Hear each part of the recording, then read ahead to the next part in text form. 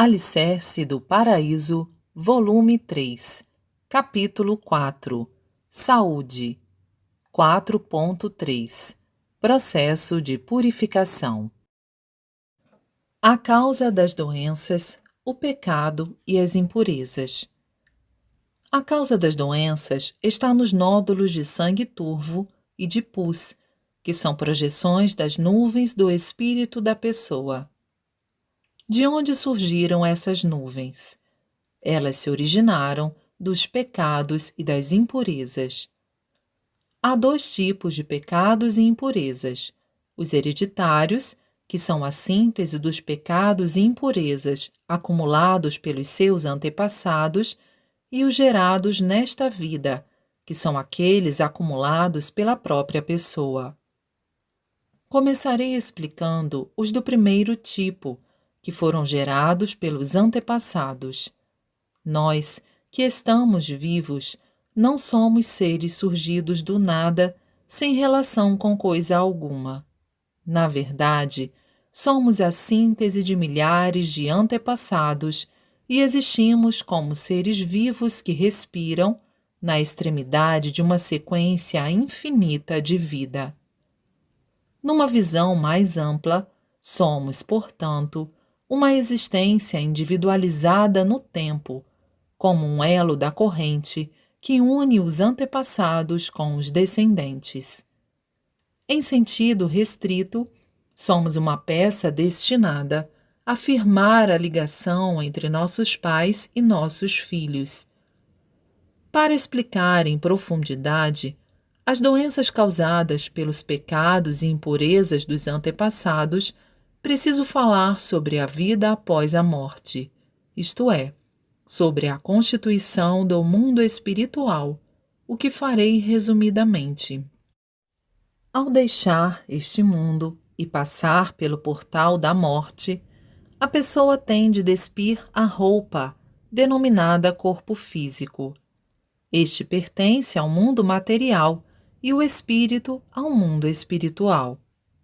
Quando o corpo físico se torna incapaz de realizar atividades devido à doença ou à idade avançada, o espírito o abandona e vai para o mundo espiritual, onde está determinado que ele deve se preparar para nascer novamente no mundo material. Esta preparação consiste na purificação do espírito. A maior parte das pessoas carrega uma quantidade considerável de impurezas que se originam dos atos pecaminosos.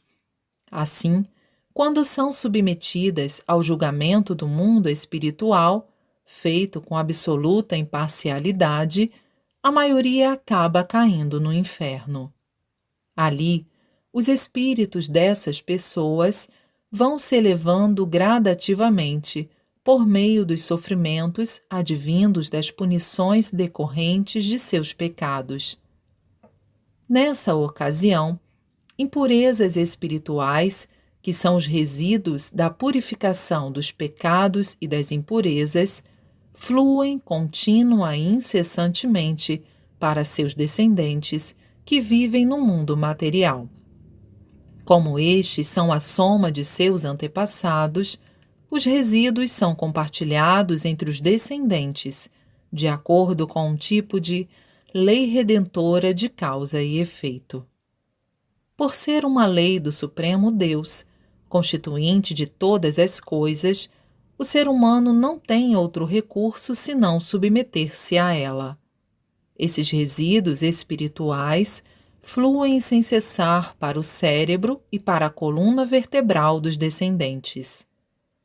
Ao penetrarem em seus espíritos, imediatamente se materializam na forma de substância purulenta, que é a origem de todas as doenças. Falarei sobre o segundo tipo de pecados e impurezas, aqueles acumulados pelo próprio indivíduo e que todos entendem com facilidade. Ninguém consegue passar uma vida inteira sem cometer pecados. Estes podem ser de diversos tipos e classificados em graves, médios e leves. Exemplificando, há pecados contra a lei, contra a moral ou contra a sociedade. Há também pecados físicos, que se manifestam em atos, e pecados psicológicos, que são cometidos apenas na mente da pessoa. Conforme disse Jesus Cristo, o fato de desejar a mulher do próximo já constitui pecado de adultério. Apesar de ser um mandamento bastante rigoroso, é uma afirmação correta. Embora não estejam violando nenhuma lei, pecados leves cometidos no dia a dia, os quais, por serem tão pequenos, ninguém considera pecados, como ter raiva do próximo, querer que alguém sofra ou desejar praticar o adultério, se forem acumulados por longo tempo, acabarão assumindo proporções consideráveis. Vencer uma competição, alcançar sucesso na vida, enfim, situações que envolvam perdas e ganhos, fazem com que a pessoa seja invejada e odiada por aqueles que se sentiram prejudicados. Esses tipos de ressentimentos acabam gerando uma espécie de pecado. Tirar a vida de seres vivos sem necessidade, ser preguiçoso, agredir as pessoas, desperdiçar recursos e bens, não cumprir os compromissos, mentir, dormir demais pela manhã, etc.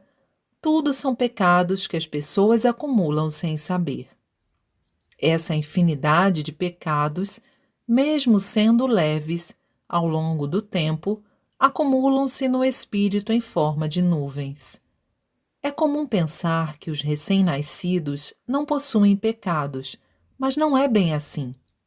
Todos os seres humanos, até se tornarem independentes, vivem sob a tutela dos pais e, por isso, devem dividir com eles a carga dos pecados e das impurezas. Poderão entender melhor este raciocínio fazendo uma analogia com as árvores. Os pais constituem o tronco, enquanto os filhos são os galhos e os netos os galhos menores. Assim, é impossível às nuvens espirituais dos pais não exercerem influência sobre os filhos.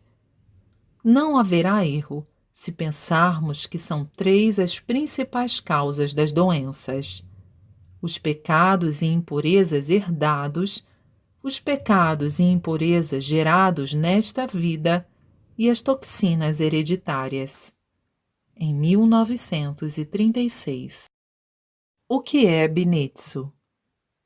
Entre as pessoas da atualidade, provavelmente não haja quem não se encontre com Binetsu. A diferença é se a pessoa tem ou não consciência disso. Uma vez que essa condição exerce, muito mais do que se imagina, forte influência sobre o ser humano, passarei a descrever os vários sintomas.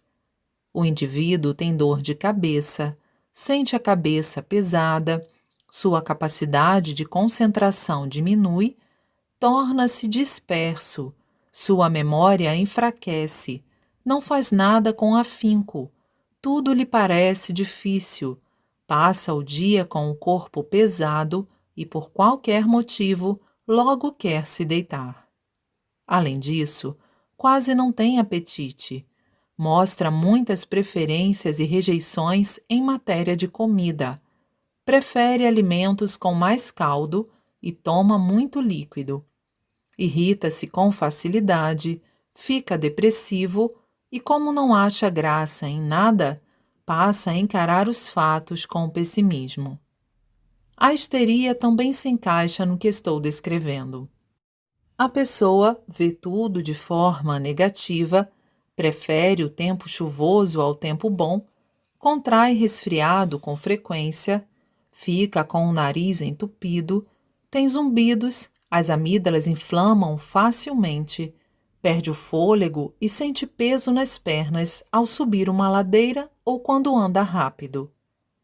Em uma breve análise, este é o quadro que se apresenta quando a pessoa está com binetsu, o que não devemos absolutamente desprezar. Com tudo o que dissemos, é fácil deduzir que tais indivíduos não mantêm um bom relacionamento com os amigos. Aliás, não se dão bem com ninguém. No lar, isso se reflete na má relação entre o casal e entre pais e filhos.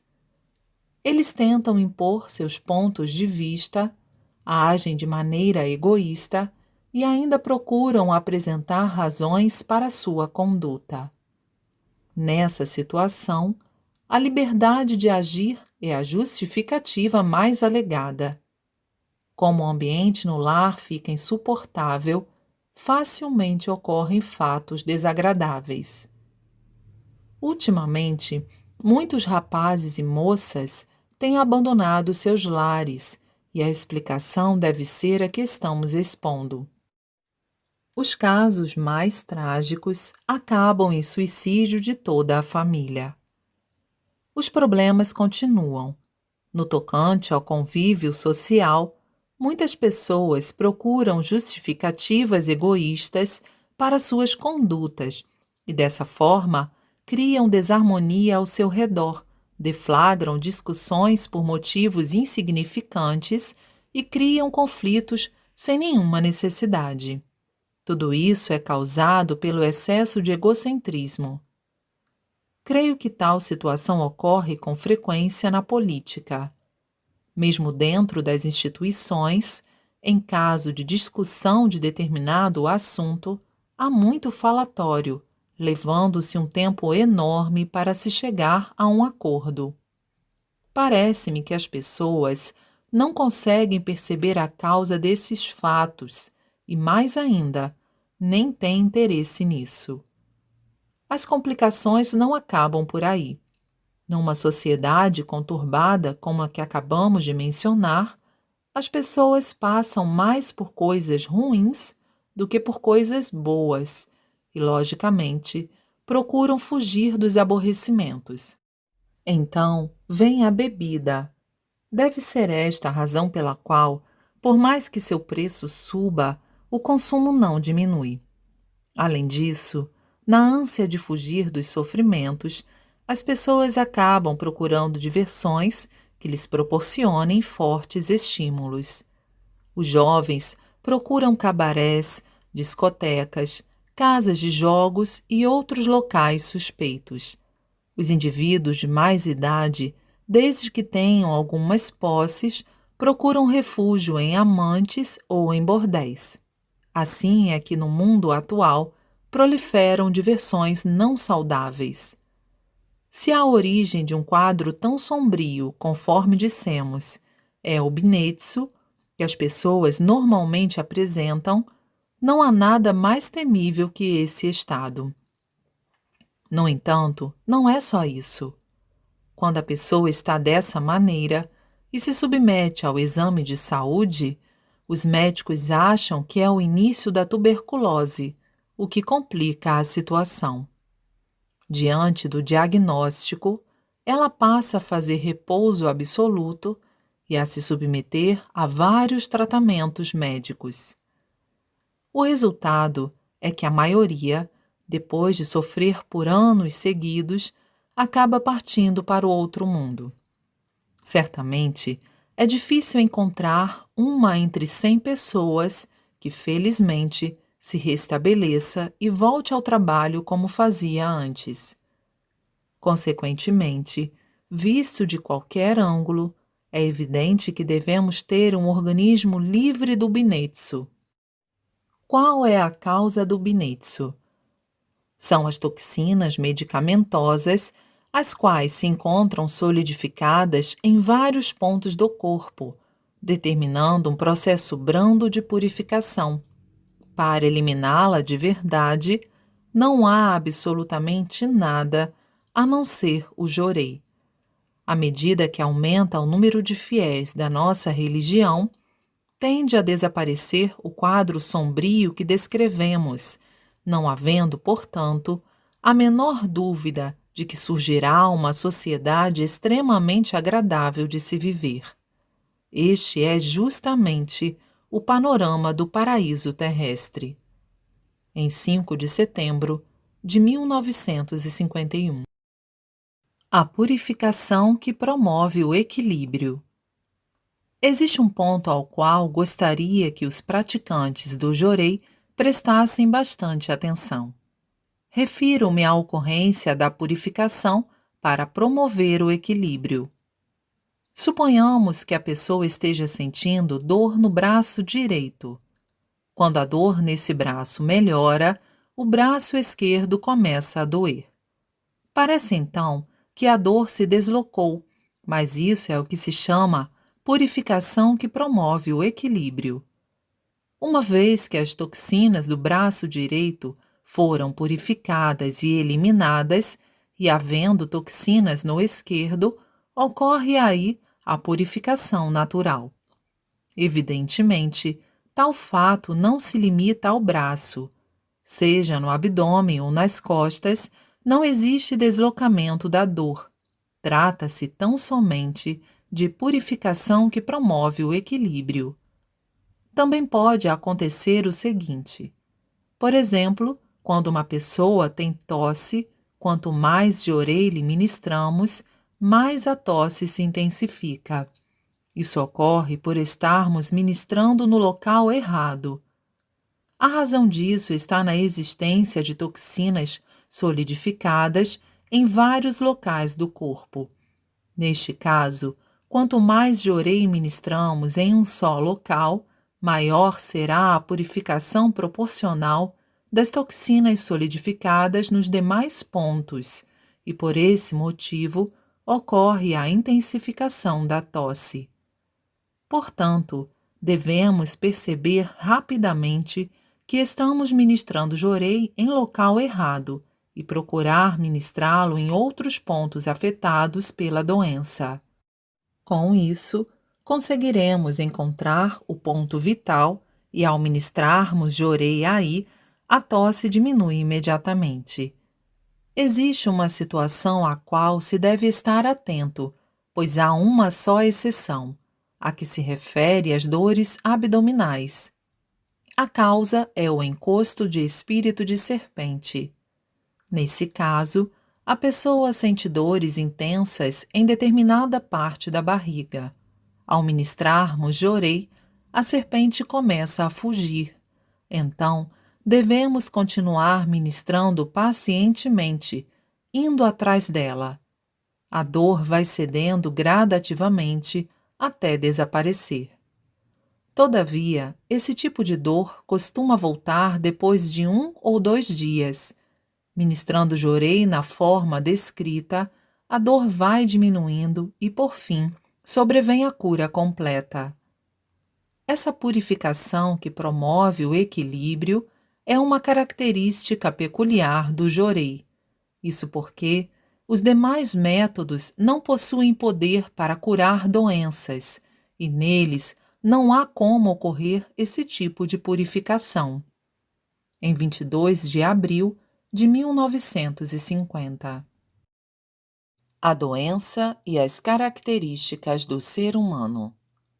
Por meio da minha larga experiência, percebo que a doença e as características das pessoas apresentam correspondências. Por exemplo, por ocasião do tratamento das doenças, é possível notar que as pessoas dóceis e obedientes curam-se com facilidade e as pessoas descomplicadas apresentam sintomas simples. Ao contrário, nas criaturas de gênio forte, as doenças tendem a se prolongar. Aquelas que são teimosas, a doença também o é. Em pessoas instáveis, a doença é igualmente instável. Em pessoas irônicas, ela toma um curso também irônico.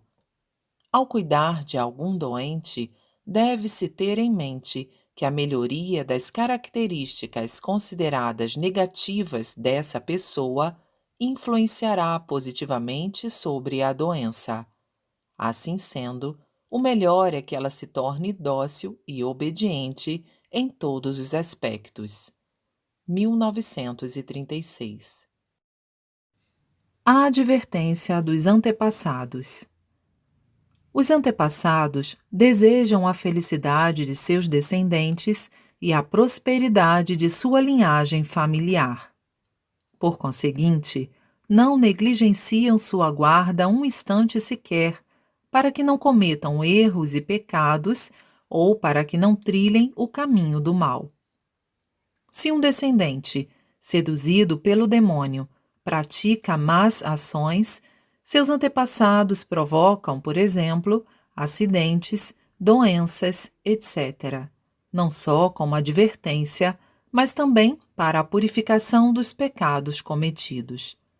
No caso do enriquecimento ilícito por parte do descendente, ocasionam, por exemplo, um incêndio ou outra forma de perda, e conforme o pecado, inflige-se também a purificação em forma de doença. O exemplo a seguir demonstra isso. Suponhamos que uma criança contraia um simples resfriado, que por meio do jorei seria facilmente solucionado. Mesmo recebendo o jorei, não se verificam bons resultados. A criança tem vômitos constantes, perda completa de apetite, acentuado enfraquecimento e em poucos dias acaba morrendo. É uma situação estranha que se enquadra justamente no que dissemos acima, a advertência dos antepassados. As causas podem ser várias, entre elas o fato de um pai ter um eventual relacionamento amoroso com outra mulher ou manter uma amante, desviando-se da ética do casamento. Se esse pai não perceber na primeira advertência, poderão ocorrer-lhe sucessivas perdas de filhos. Por um prazer passageiro, ele sacrifica até mesmo seus descendentes queridos. Trata-se, portanto, de uma conduta condenável. Neste caso, os antepassados evitam sacrificar o chefe da família, por ser ele o seu arrimo, e sem outra alternativa, levam os filhos em seu lugar. O seguinte caso é verídico. O chefe de uma família, homem de aproximadamente 40 anos, nunca havia rezado diante do Butsudan. Sua filha, preocupada, conversou com um tio, irmão do pai, e transferiu o Butsudan para a casa dele. Pensando no futuro, o tio foi à casa do irmão e pediu-lhe que reconhecesse por escrito a transferência do oratório, que havia sido transmitido por várias gerações e que estava agora sob a sua guarda. O irmão concordou. Contudo, ao pegar a caneta, iniciaram-se tremores nas mãos. Sua língua contraiu-se e ele não conseguiu mais falar nem escrever. Tentaram vários tratamentos sem nenhum resultado e, por fim, foram a um discípulo meu em busca de cura. Lembro-me de ter ouvido dele a história que a filha desse homem lhe contara. No caso em questão, se a transferência fosse temporária, não haveria problema. Entretanto, os antepassados não admitiram que o Butsudan fosse retirado definitivamente da casa do primogênito, que, por tradição, deveria guardá-lo. Se houvesse a transferência, a família se desestruturaria, podendo então ocorrer a extinção da linhagem. Em 5 de fevereiro de 1947.